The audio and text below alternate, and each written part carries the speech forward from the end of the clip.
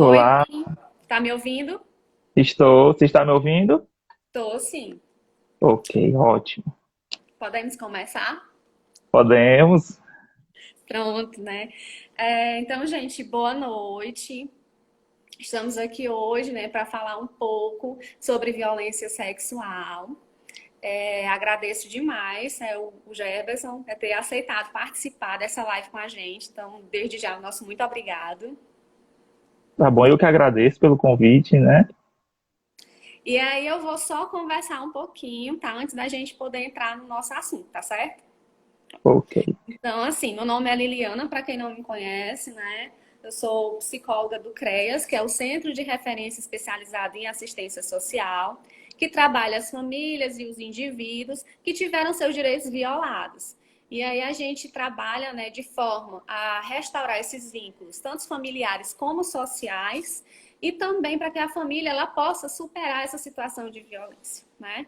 E hoje a gente está aqui para falar sobre violência sexual, que é uma violação de direitos, porque ela envolve tanto crianças e adolescentes em atividades sexuais que são impróprias para a sua idade. Então, todo mês de maio, né, normalmente a gente vem fazendo essa campanha, que começou desde o ano 2000, quando foi instituída a Lei Federal número 9.970/2000, que institui o dia 18 de maio como o Dia Nacional de Luta contra o Abuso e Exploração Sexual contra Crianças e Adolescentes, né? É um assunto delicado de se falar, mas que é extremamente Uhum. importante a gente estar relatando. E hoje a gente está aqui com o nosso convidado, que é um psicólogo do CAPS, acontecendo essa primeira live, porque, né, diante do cenário atual de pandemia que a gente vive, não foi possível a gente estar fazendo a nossa campanha em outros espaços, como sempre aconteceu, né? E aí a gente ocupava as escolas, os CRAs, serviço de convivência, grupo PAIF, fazia sala de espera, tinha toda uma mobilização junto com a rede, mas que diante do cenário atual de pandemia não é possível. Então a gente está fazendo essa campanha com ênfase nas redes sociais, né? Então, assim, vou deixar logo registrado aqui que essa é a nossa primeira live. Então, próxima quinta, no dia 21, né, vai ter uma nova live com um representante do Conselho Tutelar. E no dia 28 vai ser com o promotor de justiça do município, tá? Então, é, Jefferson, né? Mais uma vez, seja bem-vindo. E eu gostaria que Obrigado. você relatasse, né, um pouquinho, dentro da sua perspectiva, da sua atuação profissional, né, no CAPS, e também, né, trazendo também um pouco da sua bagagem, né, da sua experiência, que já foi coordenador de CREAS, que já Uhum. foi presidente do CMDCA, Sim. abordasse um pouco sobre essa questão, né, dessa violação de direitos. Ok, gente, boa noite. Estão me ouvindo bem? Estão me ouvindo bem? Estão me ouvindo? Está me Se ouvindo, alguém Lili? estiver ouvindo, bota assim, ó. Bota um okzinho assim para eu. Mas eu acho que está todo mundo ouvindo, né? Bom, para quem não me conhece, eu sou o Gerberson, né? Conhecido por Bim, popularmente conhecido por Bim. E atualmente estou como psicólogo do CAPS, mas já fiz parte do CREAS por 2 anos, né? Nesse trabalho árduo, um trabalho bastante árduo, mas que traz inúmeros desafios. Na verdade, é isso. E aí esse trabalho que o CREAS realiza, né, esse trabalho junto com famílias, com indivíduos que sofrem violência, né, é um trabalho que requer bastante cuidado, não só cuidado, mas também muita responsabilidade. Então, é muito admirável quem trabalha nessa área. E aí, como a Lili já colocou, a gente trabalhou por vários anos com essa temática nas escolas, para que professores, alunos tenham conhecimento sobre. Hoje, isso ainda é um tabu para muitas pessoas, né? E eu acho que isso tem dificultado, inclusive, algumas questões. Mas, assim, a violência sexual, ela traz impactos, inúmeros impactos, inúmeras sequelas, tanto comportamentais como psíquicas, né? E aí, tratando de violência, e principalmente da violência sexual, a gente pode falar que ela gera tanto impactos sociais, emocionais, psicológicos, cognitivos, que isso vai perdurar durante toda a vida do sujeito, da criança, do adolescente, né? E aí, a nível de comportamento também, a gente pode estar identificando adolescentes fazendo uso de substâncias psicoativas, né, do álcool, inicia precocemente essa questão da atividade sexual, gravidez indesejada, né, a própria exploração sexual e a prostituição. Então, sequelas são enormes, né, a nível comportamental e também de saúde mental, né? Então, diante disso, pode gerar uma certa ansiedade, transtornos depressivos, alucinação, baixo desempenho na escola, nas tarefas de casa, alterações de memória, comportamento agressivo, então assim, e até a tentativa de suicídio. Então pode-se perceber que é um tema que a gente discute bastante anualmente e tudo, porém é algo que parece que as pessoas não têm muita dimensão do quanto isso é grave, do quanto a gente precisa estar atento, né? E aí, é, de um tempo para cá, surgiu, acho que 2017, se eu não me engano, ele pode corrigir a questão da lei da escuta especializada, foi 2017? Foi. 2017. Então, e aí, posteriormente a isso, a gente criou no município um protocolo, né, que a gente precisa seguir esse protocolo para que adolescente seja resguardado e seja respeitado todo o sigilo e toda essa questão da escuta especializada. E aí, é, o CAPS também trabalha com os encaminhamentos, recebimento de encaminhamentos, que vem de órgãos competentes como o CREAS, o Conselho Tutelar, o Ministério Público, que percebe que diante dessa violência é necessário o acompanhamento psicológico ou psiquiátrico, isso depende muito de cada caso, e daí o CAPS inicia a questão de todo o processo de acompanhamento, seja psicoterapia, seja acompanhamento médico, uso de medicação ou não, né, isso a nível de encaminhamento. Quando chega por busca espontânea, a gente também recebe, a gente dá muita importância, considerando, porque assim, o perfil de CAPS são perfis de transtornos mentais graves e persistentes, né?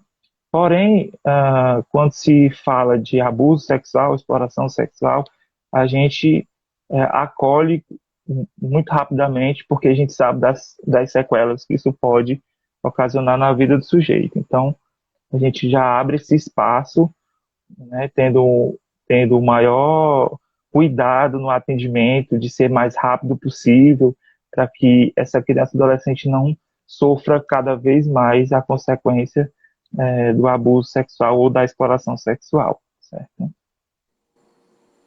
Colocar alguma coisa, Lili?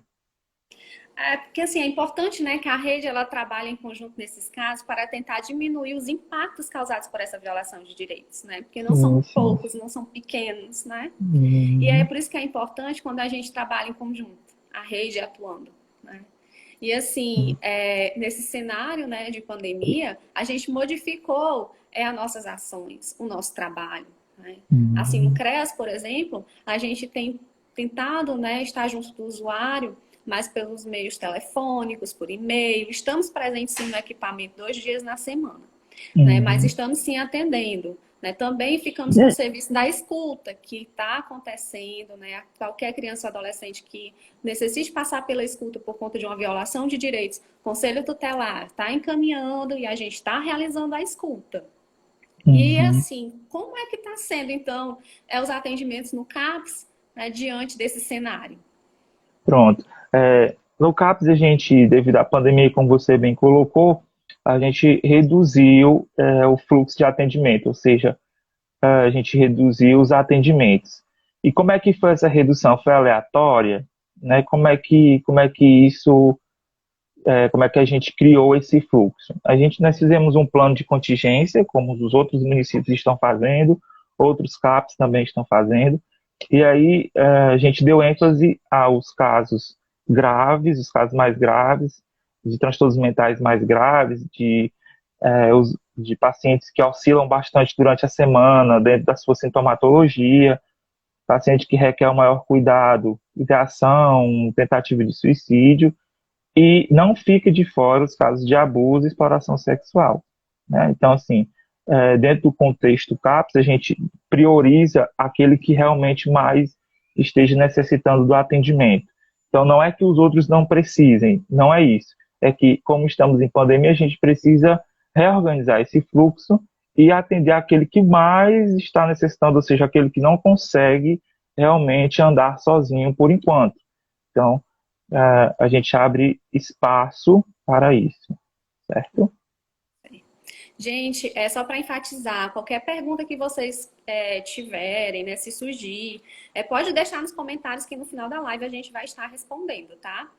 E assim, Gerberson, quais são as principais dificuldades que são encontradas, né, no equipamento, na sua atuação profissional, para a gente poder estar, né, viabilizando e estar melhorando esse atendimento a essas vítimas de violação de direitos? Pronto.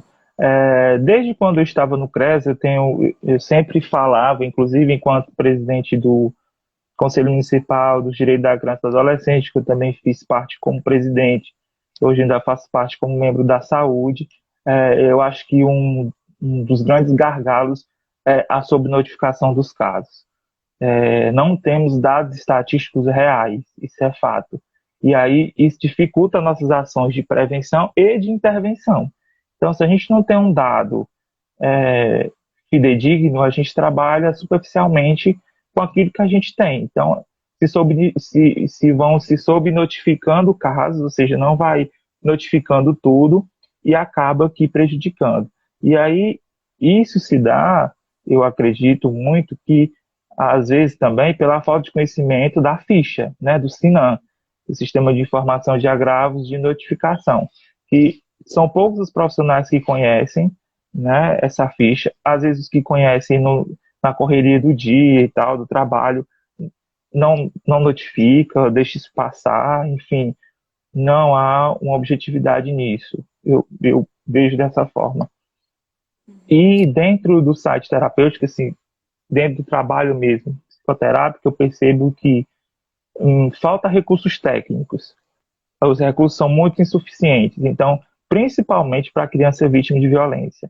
Adolescente, a gente tem outras estratégias, mas para criança, você como psicóloga sabe muito bem disso, que é muito mais complicado, assim, requer muito maior esforço e a gente precisa de recursos para poder estar assistindo de melhor forma essa criança possivelmente violentada de abuso sexual.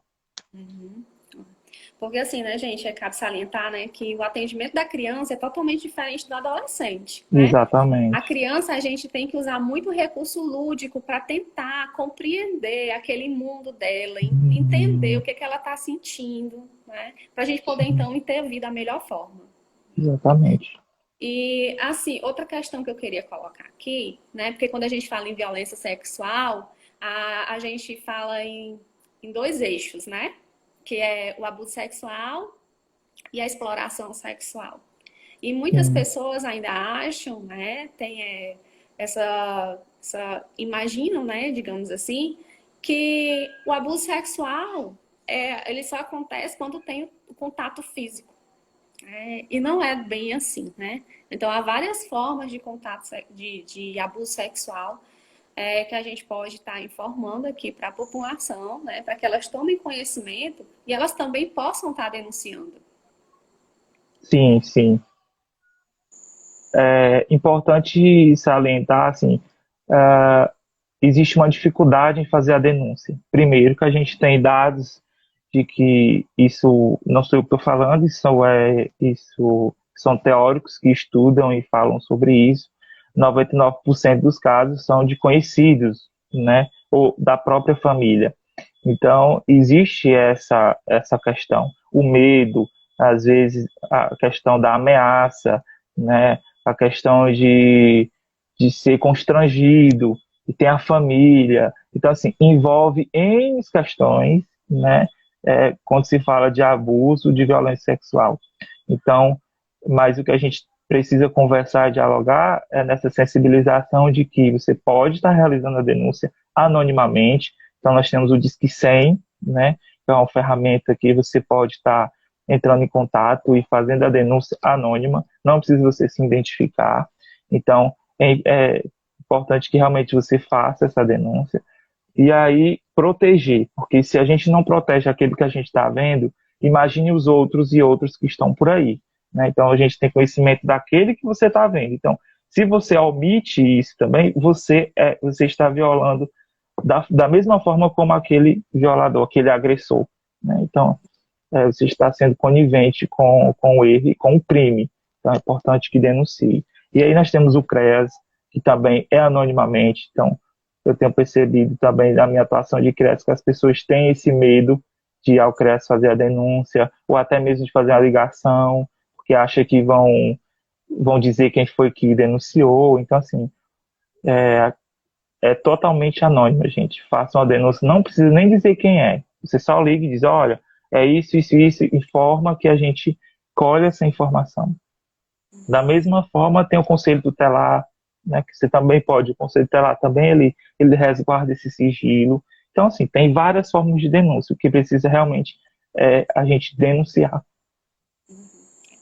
Mais do que a gente também denunciar, e a gente está informando a população sobre essas questões, né? Sim, sim. De estarem notando esses sinais que muitas vezes a criança emite e passa despercebido, né? De quando ela Sim. mudou de comportamento e a gente às vezes não conversa com a criança de uma forma que ela compreenda, né, e que ela possa se sentir à vontade para ela desabafar, né? Porque Uhum. muitas vezes quando a criança ou adolescente ela é vítima, né, ela também sofre ameaças do violador. Sim, E aí é por isso que é importante ter, né, alguém de confiança para que ela possa contar, né, e que os pais também comecem a conversar mais, né, a criar esse vínculo, essa confiança, para que ela se sinta à vontade para falar sobre o assunto. sim, sim. E aí é importante dizer, assim, que os fatores que influenciam são diversos. A gente não pode falar de um fator exclusivo, assim, de um único fator. Não há isso. Então, são diversos. Está relacionado à questão social, econômica, cultural, né? Mas eu acho que a negligência é um dos principais fatores, sabe? Tenho percebido também isso. E talvez seja um dos pontos críticos. Então, desde como abordar temas relacionados à questão da sexualidade, até sobre mesmo como é que a gente pode estar notificando, como é que a gente pode estar denunciando. Então, eu acho que por mais que a gente tenha esse tempo todo falado sobre isso e fazendo campanha, ainda posso dizer que ainda seja pouco, assim. Parece que não está muito claro ainda para pais, para, né, que possam estar realizando, possam estar tendo esse cuidado, porque existem sinais corporais e psicossomáticos, inclusive, né? Então, a criança que sofreu violência sexual, ela vai apresentar, ela vai somatizar uma dor de cabeça, vômito, dificuldade digestiva, lesão, o próprio sangramento na parte íntima, então dificuldade para caminhar, sentar, apresenta choro, perda de apetite, então vários comportamentos são visíveis. O que precisa é a gente estar atento, porque dá sinal. E a gente precisa estar atento a esses sinais, né?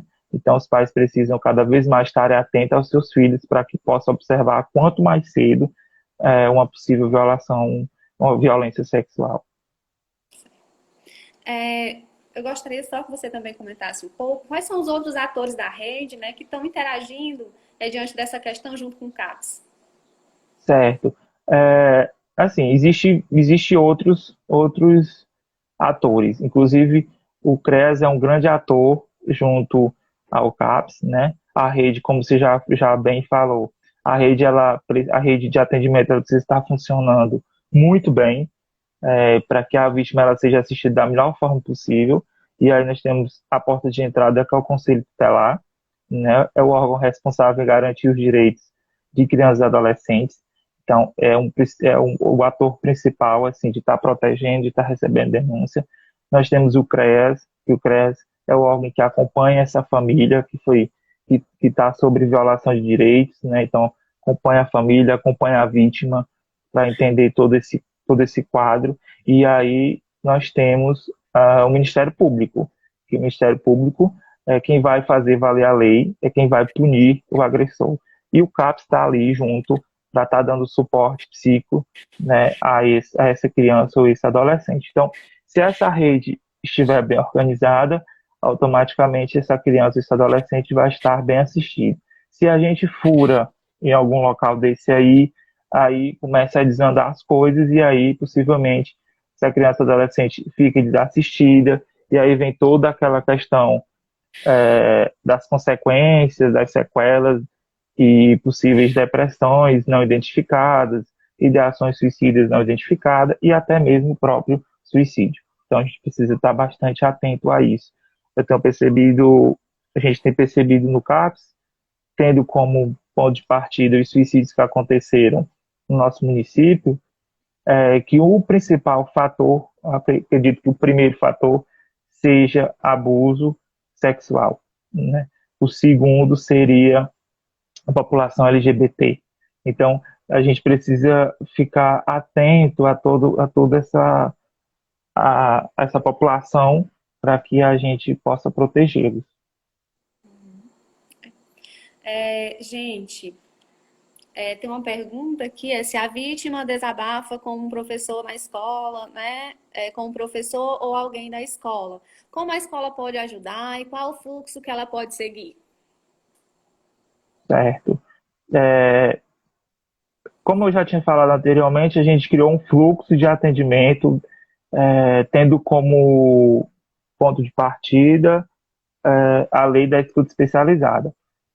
Então, se a criança ela fala para o professor dentro de uma sala de aula, e isso é de forma espontânea, porque ele vai, sei lá, estava na sala de aula e aí ele criou uma empatia por esse professor e ele se sentiu à vontade com esse professor, uma pessoa que ele é, tem uma afetividade e tal, e aí fala com ele. O que esse professor tem que fazer?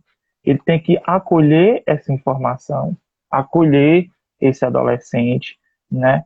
E não fazer perguntas, né? Assim, não adentrar sobre isso. Quem fez? Quantas vezes fez? Quem é a pessoa? Como é? Só se o adolescente for relatando sobre. Se não, se ele só for superficialmente, só pega isso, só segura isso aí, acolhe, diga: eu estou contigo, estou com você, sou a pessoa que vou lhe ajudar, vamos fazer a denúncia. Você aceita fazer a denúncia e aí dá esse suporte ao adolescente e automaticamente, diretamente acionar o conselho tutelar.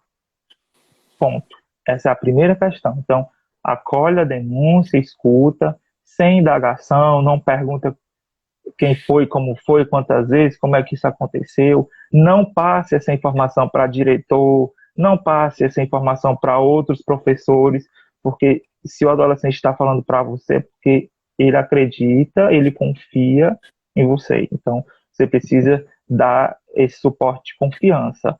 Então, pegue essa informação, entre em contato com o conselho para que siga o fluxo normal, o fluxo correto, certo? Até mesmo porque é muito difícil, né, para essa vítima, essa criança ou adolescente, ele desabafar, ele contar o que de fato está acontecendo com ele, né? E aí, a Sim. partir do momento que ele se abre, né, aí vem também as outras questões, né, relacionadas, tem um sentimento de culpa, né, por aquilo ter Uhum. acontecido, de vergonha, né, Sim. e envolve outras questões. Sim. E E aí, né, por isso essa importância, né, dessa rede estar funcionando dentro desse, né, desse contexto, né? Uhum. Aciona o professor, aciona o conselho tutelar vai para a escuta, né, e a gente está fazendo essa escuta dessa criança, desse adolescente, né, com o intuito de evitar a revitimização. Né? Ela Sim, vai sim. contar se ela quiser contar, se ela achar que aquilo é benéfico para ela. Né? Mas a partir do momento que ela achar necessário contar só uma vez, ela só vai contar uma vez. Uhum. Certo. E eu gostaria, né, de agradecer a todos que estavam participando com a gente nesse momento, né? E antes da gente poder finalizar, que a gente já respondeu as perguntas, né? Eu já percebi que teve algumas perguntas que já foram respondidas dentro do que você colocou aqui, não é? É, E aí, eu gostaria que você pudesse deixar a sua mensagem, né? E fazer suas considerações finais em relação a este assunto. pois é, gente, assim, peraí, tem uma pergunta aqui. Quando o abusador é de dentro da casa e a família não quer aceitar, acreditar, como fica a situação dessa criança? Gente, a gente precisa considerar sempre o que a criança fala, sempre, o que a criança e o adolescente fala. Isso é algo que a gente precisa ter em mente. Então, considera tudo o que ela está falando. E aí, essa criança, esse adolescente, se for escutado por um profissional, o que ele deve fazer? Encaminhar para a rede. Por que encaminhar para a rede? Porque a rede está preparada para receber esse adolescente, essa criança. Então, nós temos o profissional da escuta especializada, que é você, né, Lili, a profissional que pronto. Então, Uma temos das. uma das. Então, temos a Lili, que é uma das profissionais que está recebendo essa criança, esse adolescente para escuta especializada. Então, dentro daquilo que for atendido e que a gente for colhendo dados, informações, a gente vai considerar o que a criança e o adolescente traz. Porque a gente já tem em mente, a gente já tem isso, é, de que os pais, às vezes porque é o tio, porque é o primo, porque é um amigo, porque é qualquer pessoa próximo, vai culpabilizar a criança ou adolescente. Sempre a vítima é colocada no lugar de culpa, e isso a gente precisa desmistificar, certo? Então, aí sempre tem aqueles comentáriozinhos, é porque estava com roupa curta, é porque estava isso, é porque estava aquilo, então isso não se justifica. E aí a gente precisa levar em conta, levar em consideração realmente o que o adolescente ou o que a criança está trazendo para a gente. Outra pergunta aqui, falando como vocês fazem quando existe uma denúncia e a família nega a denúncia. Pois mais ou menos isso que eu estava falando aqui, né? Então, existe a denúncia, o papel é de investigar, o Conselho Tutelar ele tem essa, esse, esse papel, digamos assim, um pouco investigativo, mas o Conselho Tutelar ele vai buscar informações na escola, vai buscar informação na sociedade, na comunidade que está inserido esse adolescente, essa criança, vai dialogar com a família, vai dialogar com a própria criança, e aí a gente vai encontrando essas informações. Então, se considera que dentro de um aspecto geral existe uma possibilidade de abuso, a gente precisa investigar sobre isso e sensibilizar a família. O que a gente pode fazer é sensibilizar a família, mas sempre levando em consideração, sempre considerando aquilo que a criança e o adolescente traz para a gente como demanda. Outro que Respondi, será? há possibilidade de retirada da criança? Há possibilidade, sim. É, essa pergunta pode ser, inclusive, repetida para a live com o promotor de justiça, né, do Antônio Forte.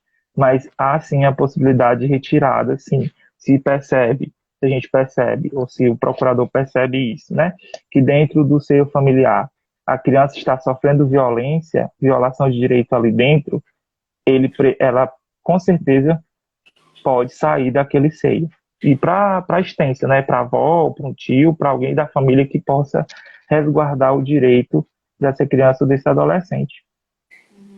Porque assim, até mesmo, né, há casos em que a criança, né, ela é violentada pelo padrasto ou pelo pai, né? E aí quando Sim. ela relata o caso para a mãe não acredita, né? E Uhum. fica sempre dificultando a realização da denúncia, né? Sim, E sim. então, por isso, né, que tem essa possibilidade, mas que vai depender, é lógico, de como é que a família vai atuar, né? Vai Uhum. intervir, no caso. Sim, sim. E se o município não tiver CAPS, como fica o acompanhamento psicológico? Então, não é todo município que dispõe de CAPS, não é todo município que dispõe de NASF, inclusive o NASF passou aí por uma turbulência, né, e a gente sabe o quanto que está difícil essa questão dos atendimentos na saúde, na atenção básica, na atenção primária. Mas, se em todas as hipóteses nós não temos CAPS nem NASP nos municípios, a gente sabe que a assistência como um todo, os profissionais psicólogos da assistência social não realiza a psicoterapia como acontece no CAPS. Porém, não está impedido de realizar atendimentos psicológicos. Então, se não dispõe de CAPS no município, o CRAS da localidade em que essa criança ou adolescente pertence deve dar o suporte necessário, o suporte psicológico necessário à vítima, seja atendimentos pontuais, dentro do contexto de trabalho do CRAS, a gente sabe que o CRAS depende de vários serviços, mas não pode deixar desassistido. Então, deve ver a possibilidade quinzenal, de 20 dias, ou mensal, enfim, não pode deixar que essa criança, esse adolescente fique sem o aparato. Cabe só salientar um pouquinho aqui, né, justamente sobre essa questão da psicoterapia dentro do CREAS, porque tem muitas pessoas que não compreendem, né? Aliás, não só dentro do CREAS, mas dentro do SUAS, né? Mas tem um psicólogo lá no CRAS, tem um psicólogo lá no CREAS, ele poderia estar me atendendo. Sim. E a gente sempre explica, né, que isso vai contra os princípios do SUAS, que a gente não pode estar fazendo a psicoterapia, né, que a gente pode fazer o nosso atendimento individual, socioassistencial, e estar percebendo o que é que aquele sujeito está necessitando para que a gente possa estar encaminhando para os equipamentos, né, que vão corresponder à demanda dele. Sim. Sim. Mas como eu falei aqui mesmo, né? Assim, cada caso é um caso. Então, se no município não dispõe dessas outras ferramentas de apoio, de rede, a gente não pode deixar a criança ou adolescente desassistido. Precisa, de alguma forma, fazer um remanejamento, um fluxo diferenciado, mas prestar atendimento a essa criança e esse adolescente. Mais alguma pergunta? Tenham colocado.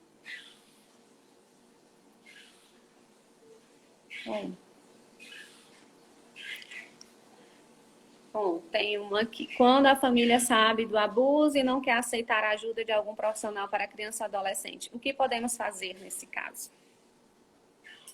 Bem, nesse caso, como eu talvez já tenha respondido anteriormente, mas se a família se recusa ao atendimento, precisa informar o conselho tutelar. Em todas as hipóteses, é o primeiro órgão que tem que ser acionado. Quando se fala criança e adolescente, é conselho tutelar. Então, em todas as hipóteses, criança e adolescente, entre em contato com o conselho. Está acontecendo um abuso sexual em tal família, a família é resistente, não quer atendimento, e tarará, e tarará.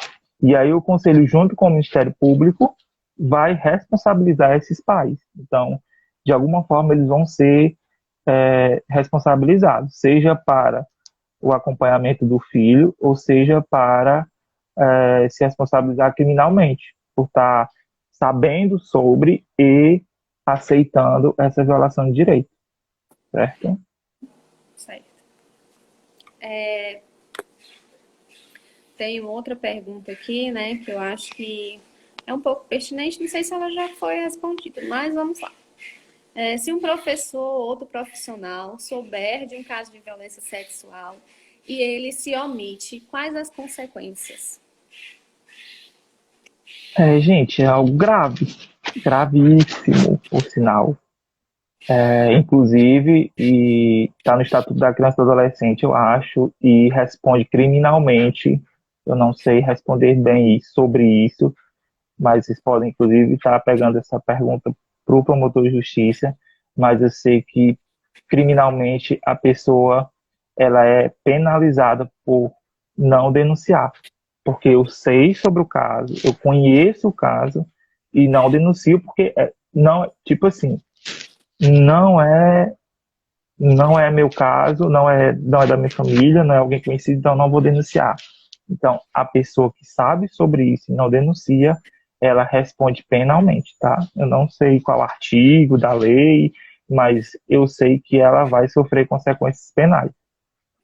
E o profissional também, né, dependendo se ele tem conselho de classe ou não, ele também pode ser penalizado por isso, né? Porque, por exemplo, Sim, nós da psicologia, né, tem lá no nosso código de ética, né, abordando essa questão, né, que a gente exatamente. deve estar denunciando. Isso, a quebra de sigilo nesse caso é permitida, né? Mais Exatamente. alguma pergunta? Deixa eu ver.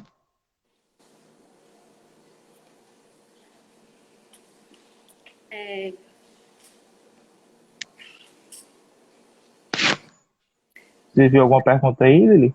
Teve aqui, qualquer tipo de omissão é crime? Sim. Eu vou pedir para vocês participarem, né, da live do dia 28 com o doutor Antônio Forte, promotor de justiça. E ele vai estar tirando todas essas dúvidas, né, em relação a essas questões jurídicas, tá certo, gente? Então, assim, é importante a participação também de vocês, né? A gente está trazendo esses questionamentos, essas outras perguntas, né, sobre como é que está acontecendo judicialmente os trâmites, né, do processo. E vocês participarem no dia 28 com a gente. Então, a gente vai encerrar, né, a nossa live, agradecendo o Jefferson por ter aceitado participar, por estar proporcionando esse momento aqui com a gente. E eu gostaria que você fizesse as suas considerações finais. Bom, gente, gostaria de agradecer a todos que compõem a Secretaria da Assistência Social, né, da STDS, e pelo convite. É, Saí de lá há pouco tempo, né, mas estou sempre por perto para que a gente possa estar dando o suporte necessário. A gente trabalha em rede. É importante que isso fique claro que a gente trabalha em rede.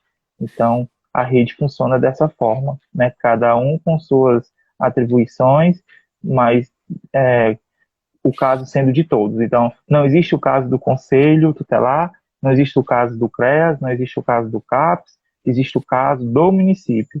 E aí a rede se articula para dar de conta desse caso.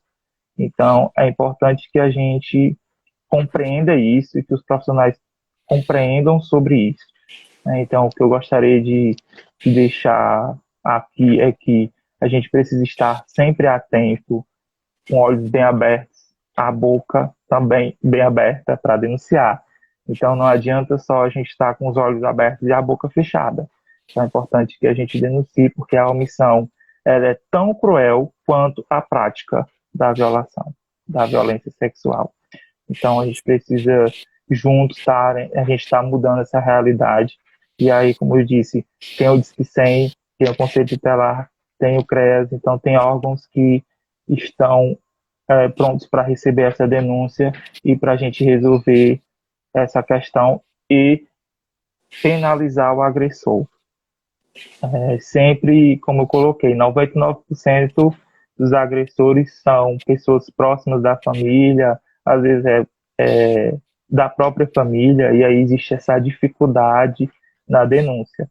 Mas o vizinho, o professor, alguém que conhece sobre, é importante que faça a denúncia, realize a denúncia, certo? Para que a gente possa proteger crianças e adolescentes do nosso município.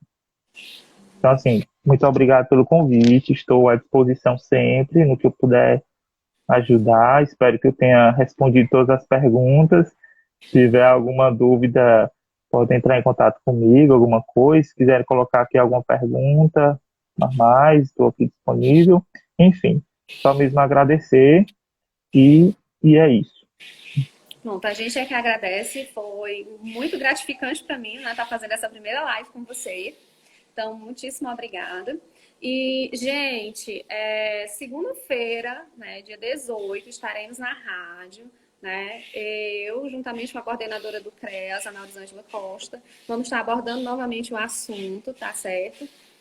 A partir das 10 horas. E também, olha as nossas redes sociais, né? O nosso Facebook. A gente está compartilhando muito material lá, importante da campanha, para que vocês possam estar informados, tá? Então, mas agradeço a participação de todos, né, que estiveram aqui presentes com a gente até agora, né? Muitíssimo obrigada e até a próxima, tá? Teve uma pessoa aqui que disse que a gente não respondeu a pergunta dela, mas eu não estou encontrando essa. Ah, encontrei. Hum. Hum, Exatamente, vai ser na Ocara FM, né, 104,9, viu? A gente vai estar lá na rádio no dia 18, segunda-feira. Maria Isabelda, né? Maria Isa, uma coisa assim, Isabelda 460. Eu estou lendo aqui sua mensagem, eu não vou nem falar aqui, senão vou ler ela, vou só responder, tá? Aqui é um caso intrafamiliar, ou seja, o abuso aconteceu dentro da família há algum tempo, né? Há uns 16 anos, segundo o relato. E aí, para o agressor, isso passou despercebido, porém, para a vítima, isso não passou despercebido. Então, com certeza, isso tem trago para a pessoa várias sequelas psíquicas e comportamentais. Então, é importante que procure ajuda profissional para que a gente possa estar facilitando esse processo, né, de redução de sofrimento, de sequelas que vieram desse abuso, né? Então, é importante que busque ajuda profissional com relação a isso. Eu não sei bem explicar a questão de até quanto tempo que pode fazer a denúncia, a pessoa pode responder, né, pelo ato praticado. Não sei responder sobre isso. E é importante que essa pergunta seja feita também ao promotor para saber se esse agressor ainda pode ser penalizado. Eu acredito que sim, mas é importante ter uma certeza sobre, tá certo? Ok, só isso. Ei, faz só aí a pose para a gente poder tirar a foto e registrar a nossa live e a gente poder então se despedir, tá? Coisa chique. Bom, gente, obrigado, né? E aguardamos vocês na próxima quinta, dia 21, nesse mesmo horário, tá? No Instagram do CRAS Serragem. Então, mais boa noite a todos, obrigada e até a próxima semana, se Deus quiser. Tchau, gente. Boa noite. Tchau.